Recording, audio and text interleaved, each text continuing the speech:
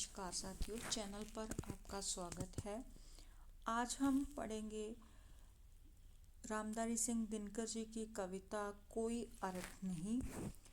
दिनकर जी की कविता कोई अर्थ नहीं का भाव है कि जीवन में जब विपरीत परिस्थितियां और संघर्ष बहुत अधिक हो जाते हैं तो उसके बाद मिलने वाली सुख सुविधाएं भी अर्थहीन हो जाती हैं।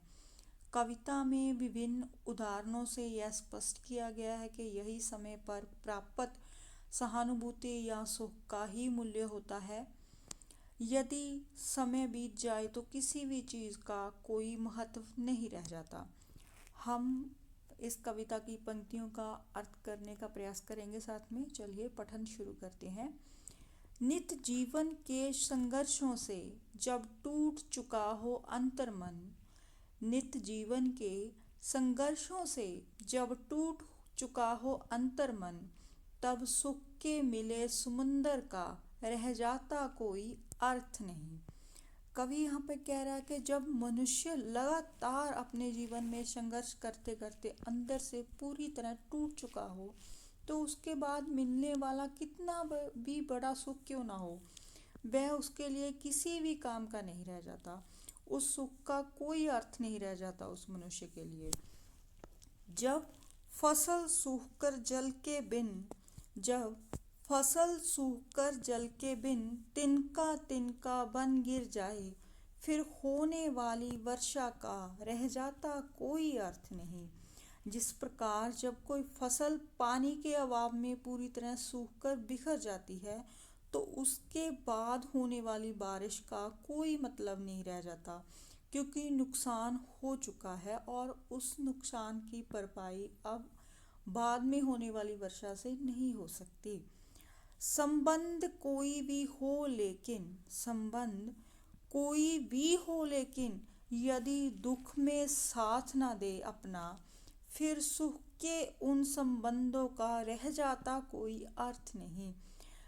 इस पंक्ति में कवि कह रहा है, चाहे कोई भी रिश्ता हो, यदि वह तुम्हारे सुख के समय में तो साथ हो लेकिन दुख में साथ ना दे, तो ऐसे रिश्तों से मिलने वाले सुख का कोई मूल्य नहीं रह जाता।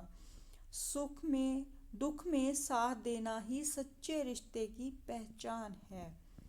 छोटी छोटी खुशियों के क्षण, छोटी छोटी खुशियों के क्षण निकले जाते हैं रोज यहाँ, फिर सुख की नित्य परीक्षा का रह जाता कोई अर्थ नहीं।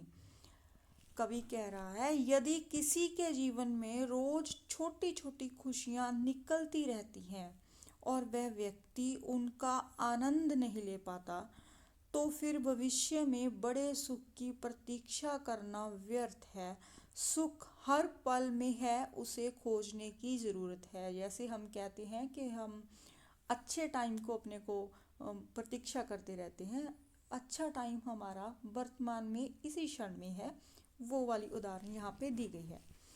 मन कटु वाणी से आहत हो, मन कटु वाणी से आहत हो, भीतर तक छलनी हो जाए, फिर बाद कहे प्रिय वचनों का रह जाता कोई अर्थ नहीं।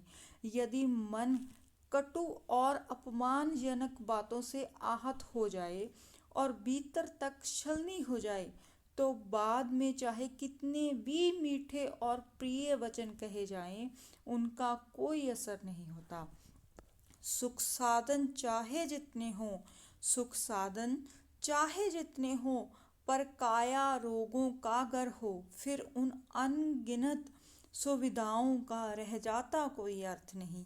यदि व्यक्ति के पास अनगिनत सुख सुविधाएं हों और साधन हों लेकिन शरीर रोगों से घिरा हो तो ये सारी सुख सुविधाएं साधन व्यर्थ हो जाते हैं।